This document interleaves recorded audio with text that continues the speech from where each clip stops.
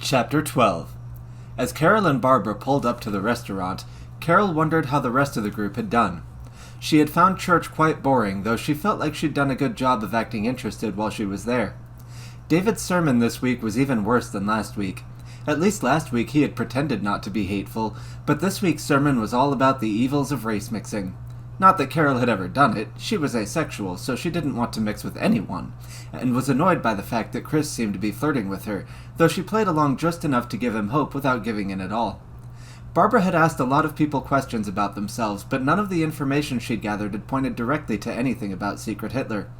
Carol felt a bit frustrated that she hadn't uncovered more, but she hadn't heard much from anyone in the group other than Barbara since they'd started infiltrating. They had all decided that it would be best not to discuss their infiltration mission by text or through any chat program on their phones unless absolutely necessary, just in case someone went through their messages, so this meeting would be the first time she'd spoken to most of the rest of the group since their last meeting a couple weeks ago. "Want to split an appetizer before the meeting begins?" Barbara asked. They had gotten there a little early, having come straight from church since there wasn't enough time in between to go home and change. Carol hadn't had breakfast, expecting there to be snacks at the church again, but this week no one brought any, so she was feeling a bit hungry. "Sure." As they were looking over the menu and discussing their options, Ezra walked in and waved to them with a smile. For some reason, something about his smile and the way the age lines on his face curled with it reminded her of how Mary had referred to a Jewish celebrity as a creepy-looking gargoyle in their group chat. Having to pay attention to their little group chat was depressing, and she tried not to think about the hateful energy from the other women at the church too much, but somehow that line had stuck with her. She pulled her attention back to Barbara and the menu. "Yeah, sure, hummus is fine." She wasn't actually sure what hummus was, but it came with crackers, and that would be enough to keep her stomach from grumbling until she got home and could have something with meat and cheese. Ronald walked in next and walked up to the two of them. "Hey, good to see you both." He and Barbara hugged each other, and Carol waited calmly for them to finish before giving him a warm and friendly hug. "How's your mission going so far?" "Slow and boring," Barbara replied. "I'm honestly having more trouble with it than I expected. Carol's handling it way better." "Years of acting classes," Carol said humbly. Something about wearing a very modest dress made her feel like behaving more modestly and less flamboyantly than usual. Despite not liking the thought of sex, she normally enjoyed getting attention for the way she looked. "Glad to hear you're holding it together," Ronald said. "I didn't think I was that out of shape, but man, trying to keep up with a bunch of jocks is harder than I thought. I'm always drenched in sweat by the time active club is done." "At least we don't have that problem," Barbara replied. Carol exercised regularly, but it was mostly light cardio and flexibility stretches that didn't make her too sweaty and gross, so she imagined it was unpleasant. Ronald asked, "Oh, did you hear about what happened at Joseph's church?" "No, which... Wait, was that the one with the murder?" Carol asked, covering her mouth with her hand. "Yeah," Ronald answered. "He knew the victim, too. Him and Charles are outside. They'll be in soon." Barbara asked, "How's he handling it?" "Pretty well, all things considered," Ronald replied. "There's more to the story than that. The whole situation is weird. I'll let him explain it." "That's so awful," Carol said. Paul and Gary walked in with Charles and Joseph just behind them. Charles smelled faintly of cigarette smoke, which bothered Carol's nose. "We're waiting on food, but Ezra's already in the room." "All right." Ronald followed the rest of the guys into the room. Carol was suddenly dreading the conversation. She was good at comforting people, but she hated having to do it. It was so draining. She also felt a bit disappointed with their progress on the case, despite Barbara's kind words, and worried that she wouldn't have anything to offer when they got to discussing the investigation. Kenzie and Teresa came in next, and Carol waved them over. They exchanged friendly greetings and warm hugs. Carol asked, "How's everything going?" Interestingly," Kenzie said in a very careful tone. "We've met some very, interesting people." Teresa said, "We think the murders might be part of some kind of occult ritual." Kenzie added, "Yeah, one of the people we met is really into researching those." "Oh," Carol said with surprise. "Do you have a suspect, then?" "Not exactly," Kenzie replied. "Just a weird theory about the murders." Teresa reminded her, "We did find out about that one Patriot Front guy who used to go to the church where the murders happened." Kenzie replied, "Oh yeah, Chris." Barbara asked, "He's not thin and sandy blonde, is he?" Kenzie replied, "Probably." Carol said, "If it's the same Chris, he's going to the church we're at now." Teresa asked, Is everyone here already?" "Almost everyone," Barbara said, and a moment later the waiter returned with a bowl of hummus in the middle of a plate full of crackers. She thanked the waiter and signed the receipt while Carol took the plate carefully and the four of them walked in together. "There's the girls, and now we're just waiting on DeAndre," Ezra said. "We can wait until he gets here to get started, but I hope you all have been well the last couple of weeks and hopefully learned a few things about the people we're investigating." Charles said, "Joseph's had a hell of a week." "Oh?" Ezra sounded curious. Joseph said, "Yeah, the latest murder was at my church." Ezra looked shocked and then sad. "Oh, I'm sorry. Did you know the victim?" "Yeah," Joseph replied. "The choir director. I'd known him for years, and, it turns out his body isn't the only one they found there. There was a girl who was there for a singing lesson or something. She was killed too. They found her in the basement. I didn't know her that well, but we'd met." "That's so awful," Ezra said, and multiple other people offered their condolences as well. Carol offered an, "I'm so sorry," and hearing the added detail of another murder, one that didn't fit the expected victim profile, and not only that, but a young girl who wanted to learn to sing, which hit a lot closer to home, made her empathize even more with what he must be going through. "Yeah, it sucks," Joseph said, "but the worst part is, now I'm wondering if he really was a murderer. People I know from church are already saying he killed the girl. Apparently there was another girl who went missing a couple years ago. They thought she ran away, but she was never found, and people are accusing him of being involved in that one too. Losing a friend is hard, but if someone I was friends with turns out to be a murderer..." The possibility that the young girl, who Carol had just been empathizing with, might have been killed by the latest victim of Secret Hitler twisted her stomach up in knots. She had wanted to think of the black victims as being innocent, or at least undeserving of murder. But what if he actually was a murderer? What if Secret Hitler had avenged her murder? She didn't want Secret Hitler to turn out to be a good guy, so she tried to convince herself that it wasn't possible, that it was just gossip and would be proven false in due time. As people were comforting Joseph, DeAndre walked in. "Hey, what's up?" He seemed to notice the mood in the room. "Shit, something happened? What'd I miss?" "Have a seat," Ezra said. "Joseph was just telling us that he knew the two victims at the church where the latest Secret Hitler murder happened." "Shit, there was two?" DeAndre asked. "I just saw the one." "Yeah, a young girl," Joseph said, "and we don't know if it was Secret Hitler or his victim that killed her." "Damn, but it's probably Secret Hitler," DeAndre said. "Didn't want no witnesses." Carol wanted to believe he was right. "That's the most logical explanation," Ezra confirmed. "It's tragic that the murders touched one of you so closely, but as long as this killing spree continues, it's only a matter of time before each of us has a similar story about a victim we knew. That's why it's so important we catch the killer as soon as possible. Our condolences to you, Joseph, and to the friends and family of both victims, but don't let the murderer's racist propaganda trick you into thinking your friend may have been a killer." Joseph sighed, and Carol felt terrible for him. She wanted to do more to comfort him, but she decided this wasn't the right time to make herself the center of attention by doing so. After a pause, Ezra continued. "I suppose we might as well start with Joseph, Charles, and Ronald telling us how things are going with Patriot Front. Then, if you've heard anything about the murder that you think might give us an interesting lead, feel free to share it." "Most of the guys there seem to support Secret Hitler," Ronald said, "but they also act like they don't know anything about who's responsible." "Yeah, there are a few people who seem suspicious," Charles added, "but no solid leads yet." "That's fine," Ezra said. "It may take time to build up their trust before they let you in on their secrets. Why don't you tell me what you can about each of the people there, and we'll start making a list." The three of them started naming people off and describing them while Ezra took notes and displayed them via the projector. Robert, the group's leader, was muscular and one of the better wrestlers there. He sounded fit enough and skilled enough to pull off the murders. Bruce, the trainer, was older but was also strong and skilled enough to be the killer. Carol had met him and mentioned that he also went to the white supremacist church, which Ezra made a note of. Eugene was competitive and aggressive and sounded like the kind of guy who'd be willing to kill. Kenzie pulled up a picture of the pagan group she'd met, and Charles confirmed that she had met the same Eugene, which Ezra made note of. They then described both Donald and Anthony as being a little bigger than average, but not the most threatening guys, and figured out that Donald and Anthony were also both at Active Club and the Pagan Meetup. When Gary saw the picture, he mentioned that Anthony was friends with the Proud Boys as well and had hung out with them before their meeting started.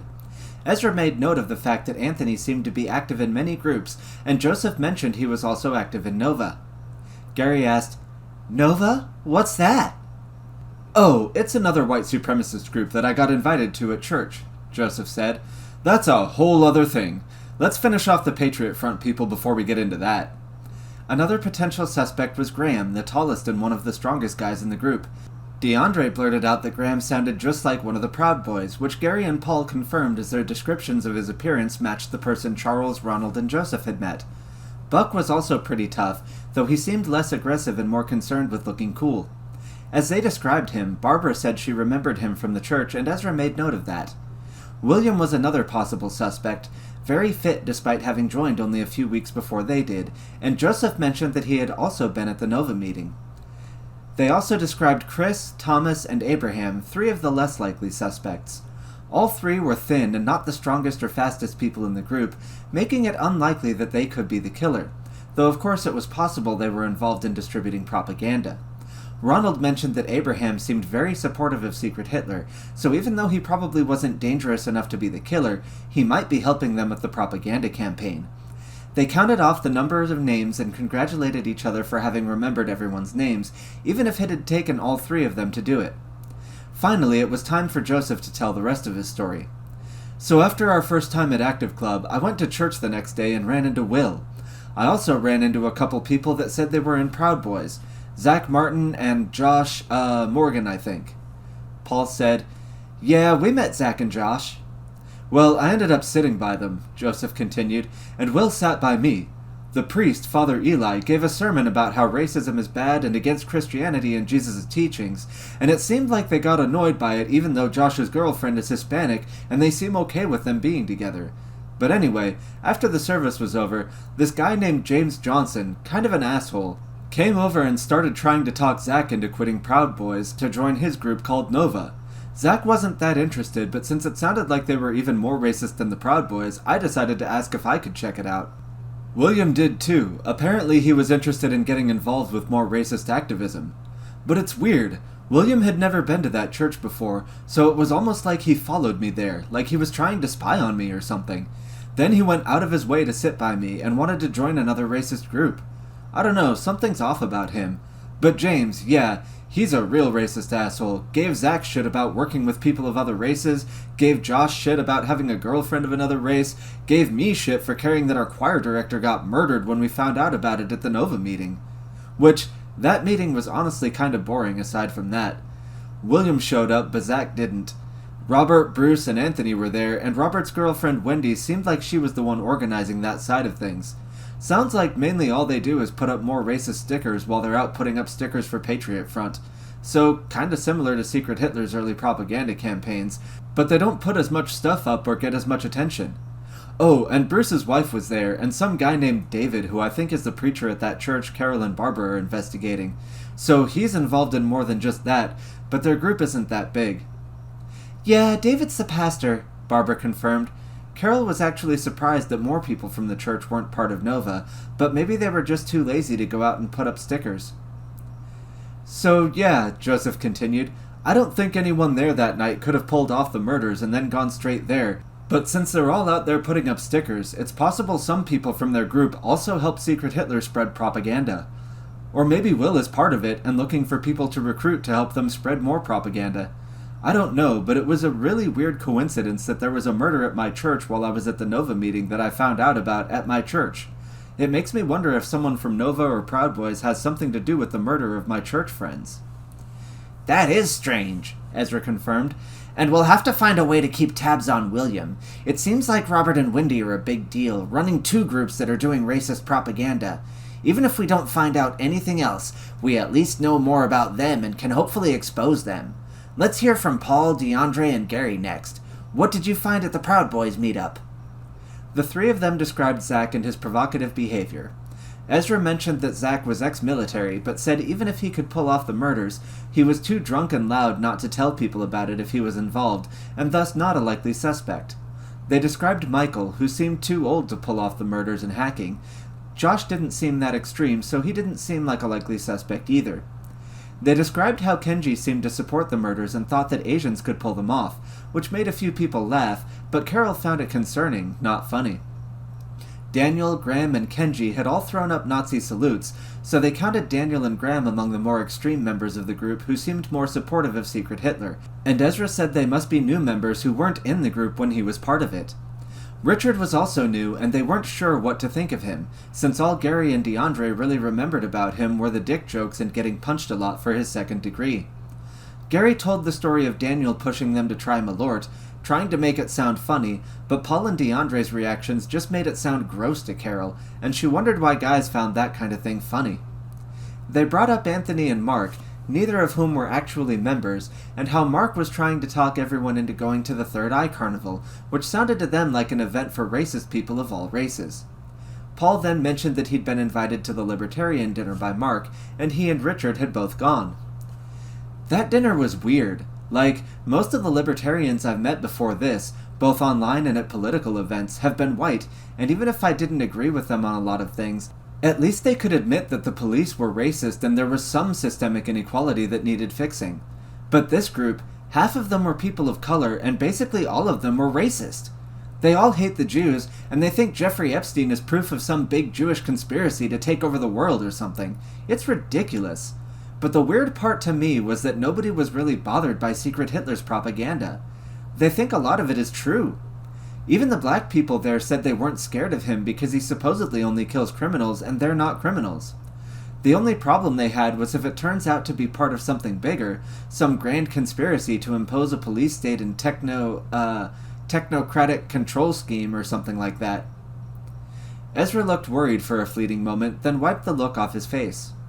Well, that sounds like some conspiracy theory nonsense.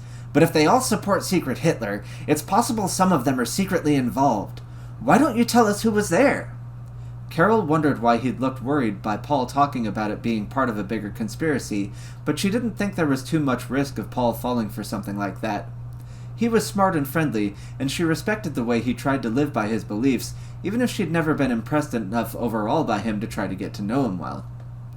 Sure, Paul continued. Mark and Richard, and then this couple named Wesley and Galatea. Wesley and Galatea Harris? Joseph asked. They go to my church too. William was talking to them when I came up. Now I'm really suspicious. No joke? Paul described them, and Joseph confirmed their appearance. Ezra added them to the list before Paul continued. Anyway, there was another white chick, I think her name was Heidi, and a Hispanic guy. I think his name was Bruno? He seemed like one of the smarter people there.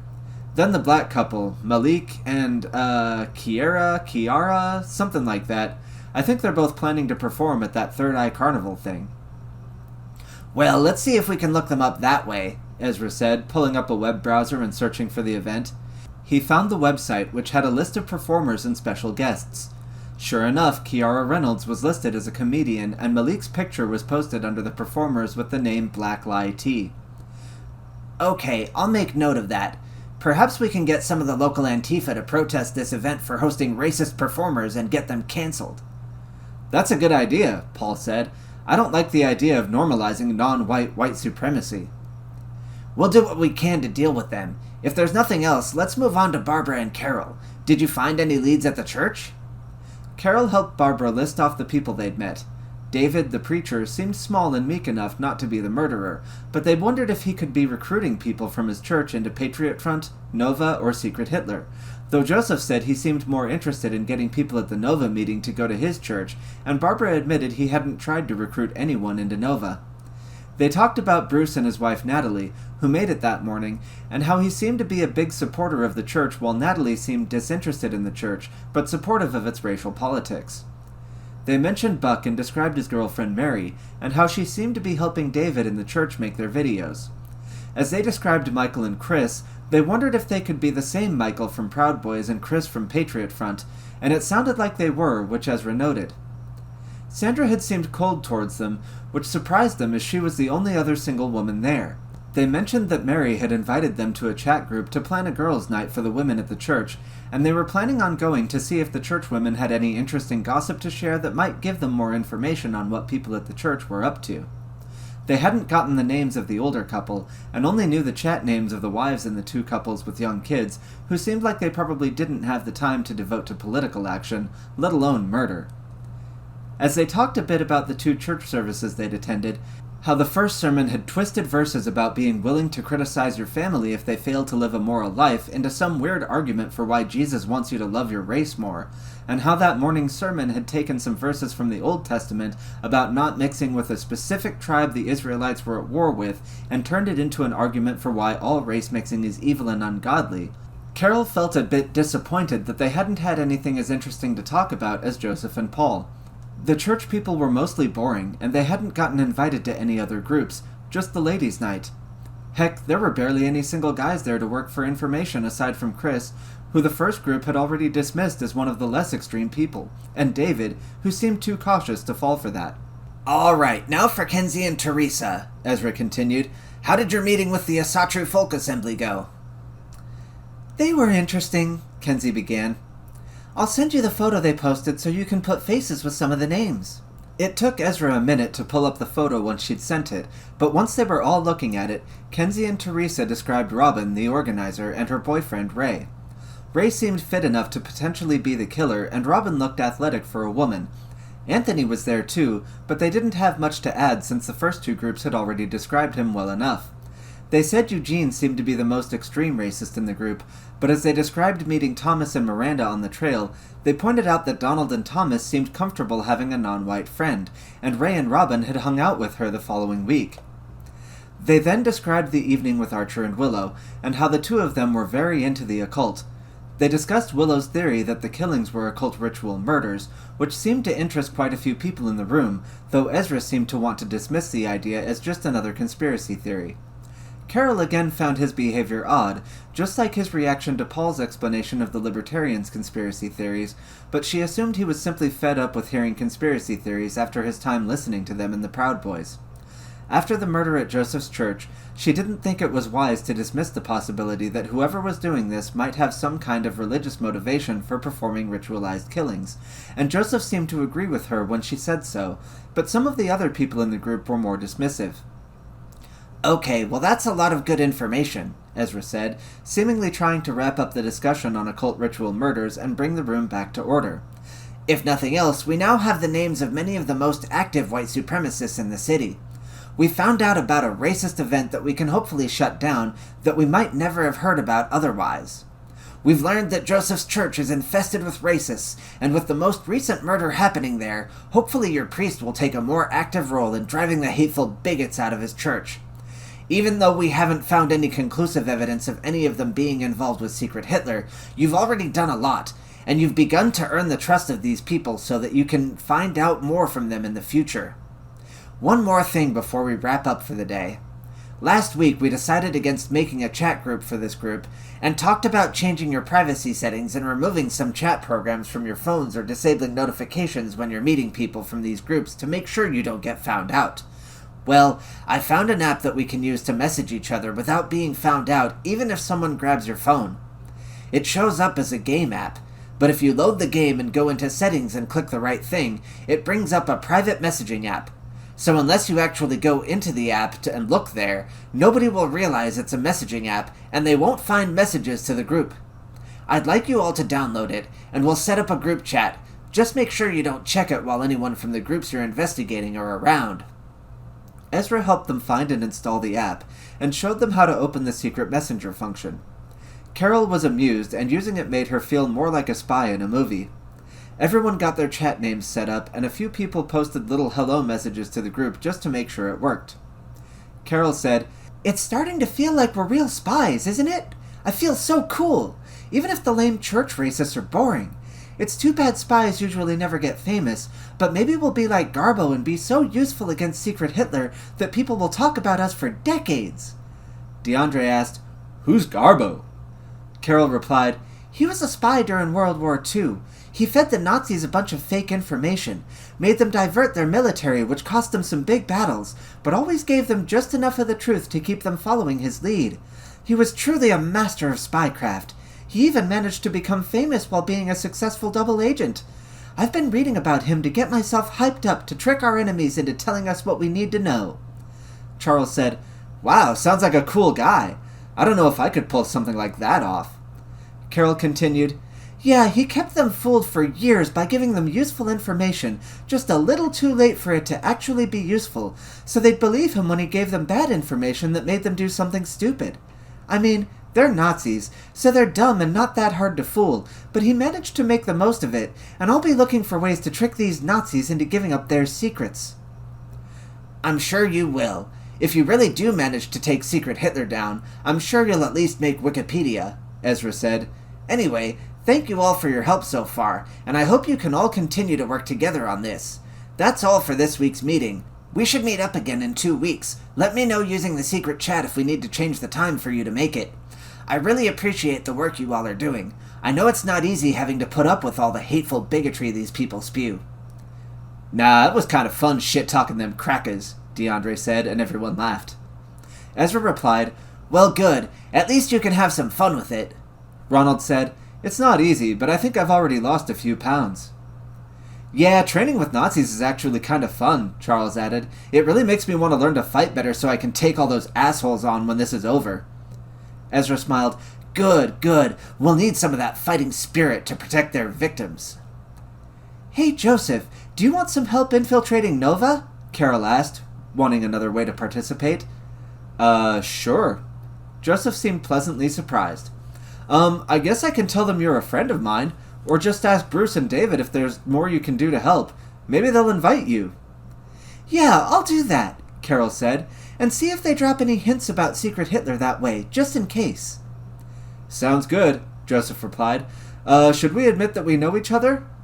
"Oh, we can say we met at school, but haven't seen each other in a while," Carol decided. "That won't seem suspicious, will it?" Joseph nodded. "Nah, that sounds fine." "I don't know if I can stomach another racist group," Barbara said. "I guess we'll see how the girls' night goes with the boring church ladies." Carol reassured her. "Oh, it's fine. As long as someone's there, I should be okay." "Good," Barbara replied. Ezra saved the information he'd gathered and then shut his laptop off and disconnected it from the projector. "All right, everyone. Thanks again, and see you in a couple weeks."